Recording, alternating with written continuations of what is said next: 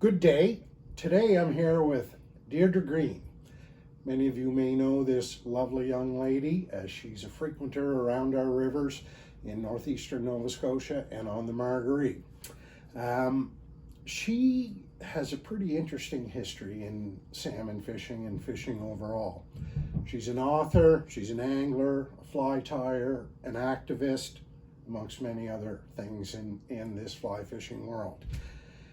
Tell the viewers about your introduction to fly fishing, to Salmon Central, to the West River, to the St. Mary's River. Right, so that would have been in 2015, and I had met my now fiance.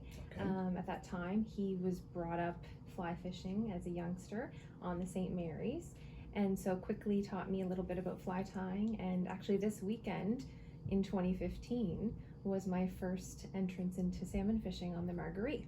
How about that? 6 Yes, years ago. 6 years ago. And so I still have the pictures and the hand-me-down waders and the old boots and frumping along the river banks and trying to find my way. Lots more backcasts in trees than flies in the water, but it was a really fun weekend, and it was challenging, and so it was exciting to kind of go out again and try to practice. But meeting, Robert Chaisson on the river, Ray Plord, that then quickly introduced me to yourself and West River and Salmon Central. And so that whole community of anglers and friends really opened up to me, which was really special. So not only was it a very fun sport, but a lot of great people to meet, and the camaraderie, of course, was very rich. How about that? I know that the St. Mary's River means a lot to you, and you live on the shores of the St. Mary's River. You want to talk about that for a moment or two? Definitely. So I'm from the valley originally, and I love living in the rural areas of Nova Scotia. Did a lot of gardening growing up, and when the opportunity through this pandemic arose for me to work permanently from home, I took advantage of that, and we moved to our cottage property on Melrose Lake on the St. Mary's. It's just a beautiful area of the province, and one that we want to protect and do more to help. So being directors on the board, that was made possible as well by moving closer. And we let go of our home in Fall River, and we've kind of been roughing it in a little cottage and doing some renovations throughout the pandemic. But it's definitely a special river that has taken a part of my heart since 2015 visiting there. I'd never spent much time in that area of the province before. But it's just like you're in this little bubble, and there's so much wildlife and so many unique species of trees and plants, and it's just a place that we want to preserve. I totally agree. I've spent some time on the St. Mary's River, and it's not hard to fall in love with that area of the province. Earlier this year, you had a recent publication in the Atlantic Salmon Journal, in the spring edition, I believe. Can you comment and tell me a little bit more how that came about? So meeting different members of the River Association while out fly fishing, becoming a director on the board, and helping volunteer with social media or just different projects, scientific studies that they were doing, built relationships with the members, and then in conjunction with them with ASF. And so Tom Cheney, who is now communications director at ASF, and Nick Hawkins, a freelance photographer, they were using our cottage, I believe it was a year and a half ago or so now, for filming on the St. Mary's, the salmon spawning. So, and this was all to do with our fight against the gold mine. And so we met them there, and then in Tom's new role, he asked if I might want to help out with writing this article. And so it was my first time working with an editor, and I've written blog articles before and things like that, but as you know, I was coming and giving you my first iterations and letting you as an experienced writer take a peek at that before I sent it off to Tom and Martin, and it was quite an experience working with the Atlantic Salmon Federation on that and the journal, plus being involved in the study myself and hands-on with the Kelp Rejuvenation Project. That was a lot of fun. Yeah, absolutely. I kind of had a ringside seat to watch it all unfold, and I can surely tell you I'm very proud of the work that you did. Thank you. Yeah, no problem. Reflecting on your history in fly fishing, how has this provided opportunities for you? So I think, initially I never was much of a person for social media or even super outgoing, but through fly fishing, you just meet people on the river one-on-one or at Salmon Central, and people mingle in and out, and it's an easy way of developing relationships and rapport with people with common shared values and aspirations for conservation work and things in our province. So, and of course the sport itself, the passion of catch and release. And so I think that building those relationships, whether it be online or in person, they get to see the passion that you have for various aspects of this lifestyle. And then they offer up different opportunities, and it's amazing the generosity within the community. I mean, I've been offered to go to BC to steelhead fish, something I never expected I'd ever do. Those rivers were absolutely magnificent and such a really neat experience, plus all the new friends made while there. Fly tying at shows like in New Jersey and even locally here in Moncton and Sure. the Antigonish show.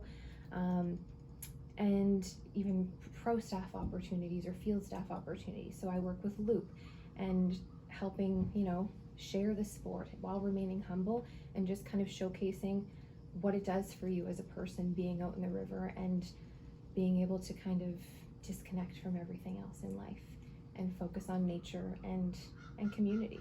Yeah, absolutely. I mean, I've watched your history in the fly fishing world over the last bunch of years, whether it's working with Jacques Carreau, whether it's your video, whether it's your sponsorship with different companies, Loop and Gaspé Fly and stuff like that. And it's been quite a process and quite phenomenal to see, you develop in this way. It blew me away, and it all happened very quickly, but it's like working with a bunch of friends. Yeah, it's a lot of fun. I get that. Yeah. You touched upon social media in your previous statement, and clearly it's a powerful tool in today's environment. As with all things, there can be good and bad. Mm-hmm. You want to chat about that a little bit? Sure. Yeah, it's a wonderful tool for connections, relationships, showcasing products, as you are required to do from time to time if you have sponsorships.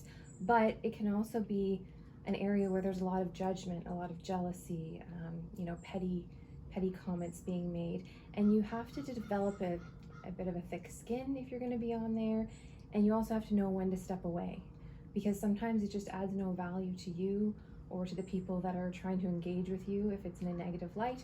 And it can be tough if you're sensitive and if your heart's on your sleeve. Sure. So you just have to, like anything else in life, there's a balance to it. And I noticed that this year, especially, a lot of people have kind of pulled back, myself being pregnant and not really wanting to have all the gadgets out every time I'm out fishing. I just want to enjoy my time in nature. So you just kind of, you pull back when you need to. But I will say that the really positive aspect is from having a following or contacts on social media, you have people throughout the whole world. So in Europe, there's Atlantic salmon anglers that are reaching out to talk about the techniques we use here and the flies we use here. And then you open up the opportunity to come visit back and forth, and COVID's kind of put the kibosh on some of that. But it's just this whole new family of passionate, like-minded individuals that, for the lion's share of them, really want to share the passion and share the positivity. Well, you use the word family, as our viewers may be able to tell. You are with child and soon to be a first-time mom. Yes. Won't that be interesting, walking around the river with the backpack on and a little baby watching and learning how to cast from mom's perspective? Yes. Yeah. And we hooked into a nice. I hooked into a couple nice fish on the Marguerite and landed one with him in tow. So hopefully that tradition will carry on. Yeah, I did see the pictures. It was wonderful. Yeah, special. It was wonderful. As we close out today's interview, I'm sure you have all kinds of fishing experiences that are special to you. Mm-hmm. Would you mind telling myself and the viewers one that comes to mind? Sure. So if it's fishing centric, like there's so many with you folks on the river and the laughs that we all share, and who cares if we catch a fish or not. It's about that, that experience and journey with friends. But if we're talking about fish specific, my first dry fly take for an Atlantic salmon has to be one that comes to mind. I saw the fish move and I cast over it, and it came up 3 separate times. And this was my first dry fly take, so I ripped it away. Heart attack fishing. I ripped it away, of course, and my partner thought, okay, she stung that fish. Well, I thought, no, I didn't feel anything. I don't think I felt anything. So I take a few seconds and wait and cast again. Sure enough, comes up again, but the fish missed it again, or I pulled it away, whatever. The third time was a charm, took it, and before I even knew what to do, because it's early on, it probably was my first fresh fish take, as well as dry fly. Off it goes, 100 feet down the pool, acrobatic leap, down, off. But there's no documentation of any of this. It doesn't need to be. It's just a moment that I shared with one other person, and it was the most special thing. I saw it with my own eyes. I felt it, that rush, and it's one of those moments you'll never know, Absolutely. But Clearly an indelible experience. 100%. I will never forget that. Well, Deidre Green, thank you very much for joining us at Salmon Central for a little chat. Remind the viewers to check out the Antigonish River's website, and we'll see you on the river one day soon. Thank you.